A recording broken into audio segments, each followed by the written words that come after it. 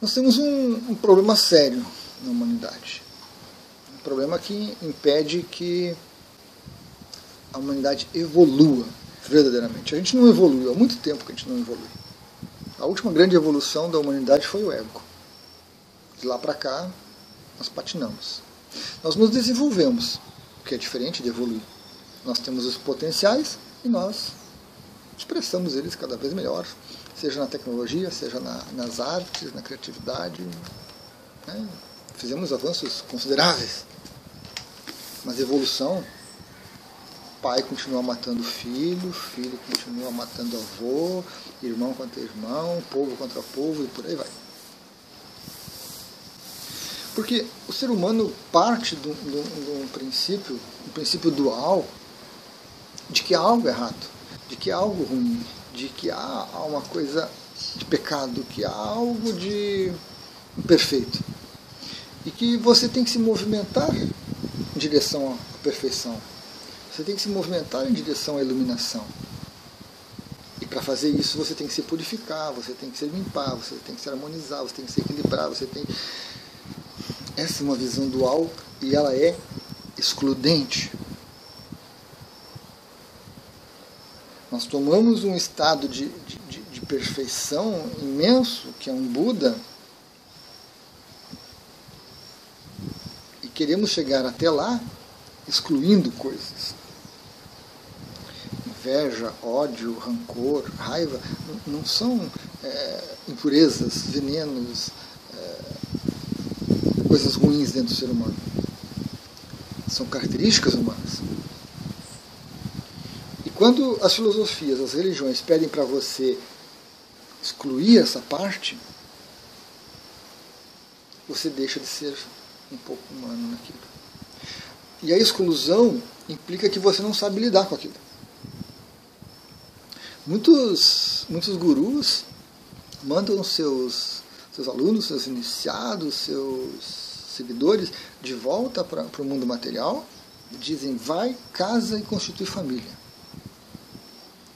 Para quê? Para que aprendam a lidar com essas questões. Porque sem elas você não vai longe.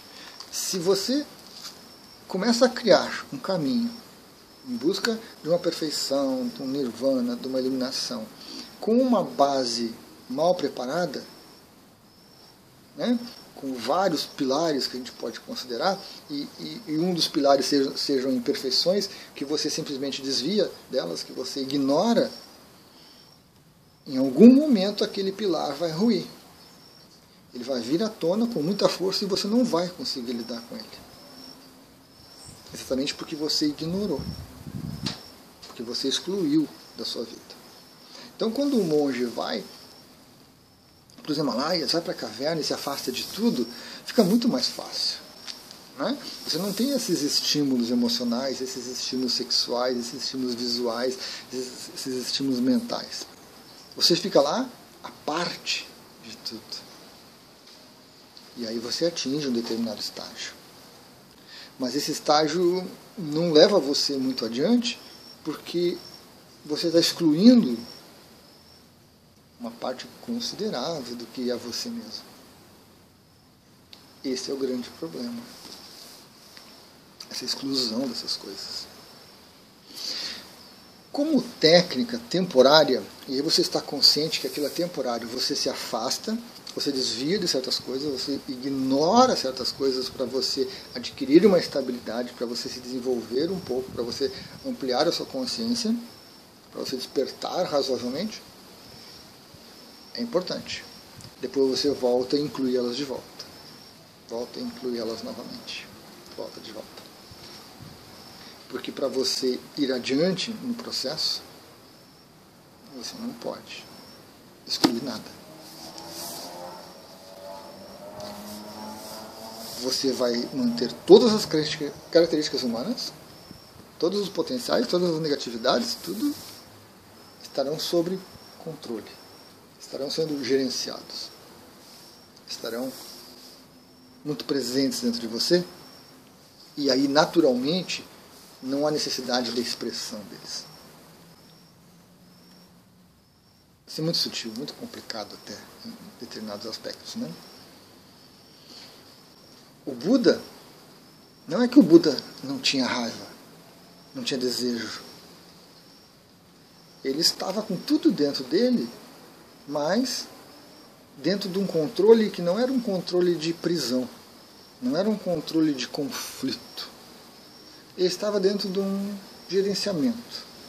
E certas características não havia necessidade de expressão, não havia necessidade de manifestação. Esse é o grande detalhe. Você vai evoluir, você vai despertar, você vai se iluminar, mas você não vai negar as características daquilo que levou você até a iluminação. Não há como negar. Se você estiver negando, você até se iluminou até um determinado ponto, até despertou em algum ponto, mas você não atingiu ainda o final. Você vai se iludir, você vai se prender naquele ponto, ao imaginar que você vai eliminar as coisas. Isso nos leva a conflitos imensos, porque as pessoas dizem: eu sinto raiva de você. Pelo que você fala, pelo que você é, pelo que você expressa, pelo que você faz. Não interessa, eu sinto raiva de você, imensa. E se eu sinto raiva, eu não posso amar você. Se eu odeio, eu não posso amar você. Se eu te desejo mal, eu não posso amar você. Eu não posso gostar de você. Porque a gente exclui as coisas. Porque a gente separa. E na verdade, a expressão de potencial humano é: você odeia alguém, mas você também ama alguém. Você detesta certa coisa, mas você também gosta daquela coisa. Você também aceita aquela coisa. A visão que nós temos do Buda, de um ser iluminado, de um ser perfeito, é uma visão cheia de preconceitos, cheia de ideias, cheia de expectativas projetadas em algo. O Buda, muitas e muitas vezes, deu exemplos e mostrou comportamentos que a maioria consideraria inaceitáveis. Ser iluminado fazer isso? Não, nunca.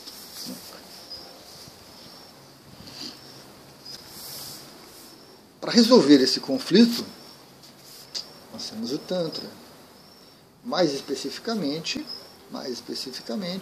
o Tantra não dual. São pequenas linhagens dentro do Tantra clássico, verdadeiro, não essa gororoba, essa coisa horrível que fizeram aqui no Ocidente, né? Misturando com sexo, com coisa e tal, massagem, não sei o que mais. Algumas poucas linhagens não duais do Tantra nos oferecem esse caminho. Mas eles sabem que não é para todos. Com certeza. Uma linhagem não dual que provavelmente já se perdeu no tempo hoje é para muito poucos. Porque a maioria está impregnado de dualidade.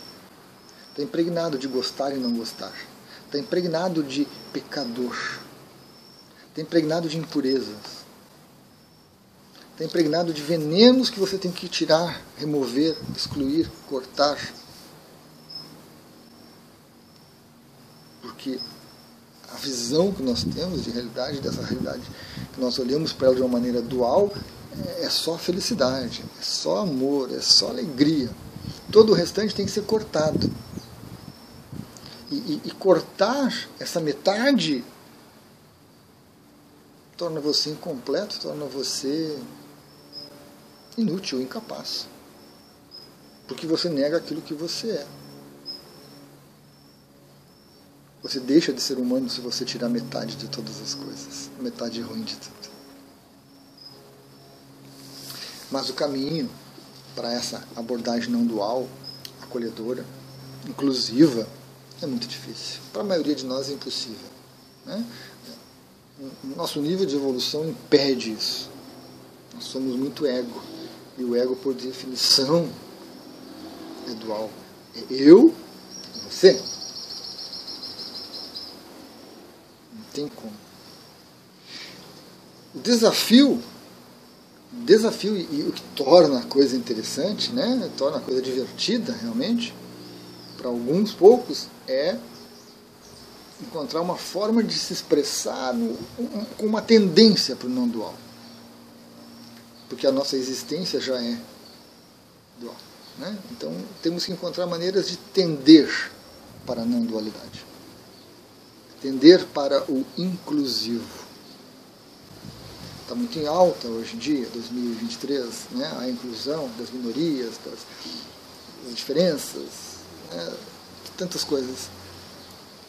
Porque é uma necessidade de evolução do ser humano. Mas há muito conflito consciente e inconsciente. Muitos conceitos e preconceitos embutidos no ser humano que brigam contra tudo isso. Porque há sempre o medo de perder algo. Os meus bens, as minhas posses, as minhas conquistas, o meu dinheiro, o meu status. Então nós temos problemas seríssimos com relação a esse aspecto. Infelizmente, poucos falam sobre isso. As pessoas se especializaram em defender essa dualidade, em defender que você tem que buscar a perfeição, em desenvolver técnicas mirabolantes, teorias, filosofias, para que você busque sempre um dos lados e exclua o outro totalmente. Negue o outro totalmente. Isso não nos leva adiante. Isso nos torna ainda mais imperfeitos, ainda mais separados, ainda mais desconectados. É algo muito óbvio. Você não precisa participar de uma linhagem tântrica não dual para chegar a uma conclusão desta. Basta você olhar para o seu redor, para a produção cultural, para a produção filosófica, religiosa, espiritual. Toda ela é baseada em separação. Nós até queremos voltar para Deus, queremos nos unir com Deus, com o universo, com todo, com o tal. Até dizemos que somos todos um, mas só a parte boa. Sem as impurezas, sem os venenos, sem os pecados, sem os defeitos. Só a parte boa. Como que você extirpa, você arranca de você mesmo, dentro de você, certas características? Características que nos tornam humanos. Então, a visão não deveria ser suprimir, deletar, apagar, ignorar o que supostamente é ruim no ser humano. O que deveria ser ensinado, o que deveria ser falado, abordado é um gerenciar tudo. Até um ponto em que você vai se expandindo, que você vai crescendo, e que certas coisas já não tem mais necessidade de se manifestarem. O sentimento de posse vai estar lá dentro de você. Mas a partir do momento que você vê que o compartilhar, que o doar, que o interagir é muito melhor, traz resultados muito maiores e amplos e benéficos, você não tem mais necessidade de posse. A partir do momento que você partilha e você vê aquele seu medo de perder tudo, some. A posse está dentro de você. Mas ela vai se expressar talvez na sua xícara de tomar cafezinho, um pequeno pingente que você gosta, um quadro, um nome. Então não há mais aquela necessidade da posse, do apego.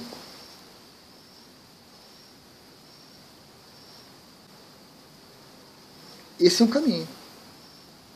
Incluir tudo, aceitar tudo. Mas é tão difícil, né? É tão difícil falar sobre isso com as pessoas. Porque esse medo, essa insegurança, né, permeia o pensamento e tolhe o pensamento e você não consegue falar. Algumas religiões, mesmo o Tantra mais clássico, o dual, também tem as suas dificuldades, também expressa muito muito facilmente perceptível as suas dificuldades, as suas separações, essa necessidade de mudança, de crescer, de se tornar melhor. Sendo que o melhor é apenas o que tem de bom. O que tem de ruim foi tudo cortadinho, pacotadinho e jogado no lixo. Jogado lá fora. Né? Dentro e fora, dualidade. Então, me pergunto, vamos conseguir? Como indivíduos, sim, muitos já conseguiram. O que o Buda fez, muitos outros fizeram. O Buda Sakyamuni, né, o Buda Gautama, foi um dos que veio ao público. Centenas, além dele, não vieram ao público. Não se mostraram, não tiveram discípulos, não quiseram nada, seguidores. Então, como indivíduo é possível. Como raça humana, cada vez mais complicado. Estamos cada vez mais presos nas nossas inseguranças, nos nossos medos, na nossa dualidade, na nossa mente criando separação. A gente vai caminhando, né? O que vier, como será o futuro, não importa como será o futuro. Teremos futuro? Não importa se teremos ou não teremos, se chegaremos lá ou não. É um caminhar da humanidade esse. O que a gente poderia fazer é mais pessoas falando sobre um caminho não dual. Mais pessoas falando sobre aquelas características humanas que a gente não gosta, precisam ser aceitas, precisam ser integradas. Você não precisa manifestar o seu ódio, a sua raiva. É diferente. Você tem que aceitar que você tem ódio, você tem raiva, você tem preconceito. Mas você não precisa expressar isso. Você tem que gerenciar, dar um pouco de atenção para que isso não fique pressionando você lá dentro, né, de uma maneira inconsciente, empurrando, tentando encontrar caminhos. Quanto mais consciente a gente estiver de todas as coisas, não só do bom, eu estou sendo compassivo, eu sou um ser cheio de compaixão, eu ajudo, eu auxilio, eu compartilho, eu faço, aconteça. Mas e a inveja? O egoísmo de querer para mim, meu. Prazer de ter aquele meu. Onde fica? Se você acha que ignorar, que negar essas coisas vai resolver algo, você vai até um ponto e você vai se perder nesse ponto. Você vai perder lucidez, você vai perder consciência. Você vai despertar até um determinado ponto e vai estagnar, vai parar ali. Vai encontrar um sonho ali naquele nível para ser desenvolvido. E quem sabe, talvez daqui a 500 vidas, você chegue num ponto de pensar, todas as coisas que eu venho negando, tem algo estranho. Porque eu já valorizei tantas coisas boas, já olhei tanto para elas, mas não está faltando algo, será? Não está faltando olhar com carinho para a inveja, para o egoísmo, para o ódio? Está faltando. Talvez quando a gente começar a fazer isso em uma escala maior, a gente consiga dar um passo em direção a uma evolução. Até lá, estaremos apenas brincando, nos divertindo, nos desenvolvendo com o nosso ego atual.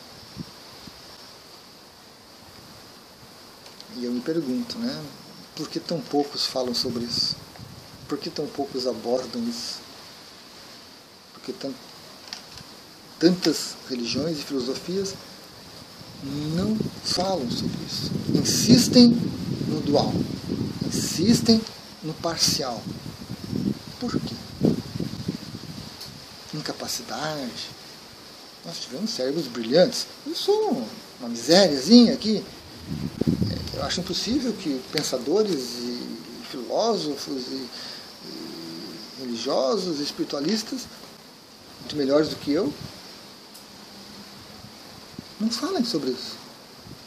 Continuam insistindo em práticas, em técnicas para você maximizar o bem e excluir o mal de você. Interessante, né? Interessante, frustrante, chato. Uma percepção interessante, que eu vejo, que eu percebo, que eu observo e que eu não encontro. Com poucas exceções, né? E muito pouco. O livro aqui fala ali das linhagens não duais desse Tantra, né? Mas fala muito pouco. Alguns textos não foram traduzidos, ou foram traduzidos de uma maneira errada, foram interpretados errado, e muito se perde. E aí a gente observa a realidade. Essa famosa realidade. Né? E aí eu tenho que me conter um pouco nessa minha observação, nessa minha conclusão, conter sem eliminar ela, de que eu não vou conseguir mudar a realidade, eu não vou conseguir alterar isso. Não vou conseguir salvar o planeta e a humanidade. Porque eu tive uma percepção que poucos tiveram. A maioria não quer ter, não tem necessidade disso ainda. Está feliz como está. A realidade é o que é. O Buda trouxe alguma coisa nesse sentido. Né? Lá no terceiro giro da roda do Dharma, ele fala que não existe. Mas isso é mal interpretado. Isso é interpretado dentro de uma visão dual. Poucos conseguem captar esse final de discurso do Buda. Muito poucos. A maioria contamina com uma visão dual. Com seus medos, com suas inseguranças, que é natural. Né? Não que eu também consiga. Não. Tento. Não sei. Voltaremos.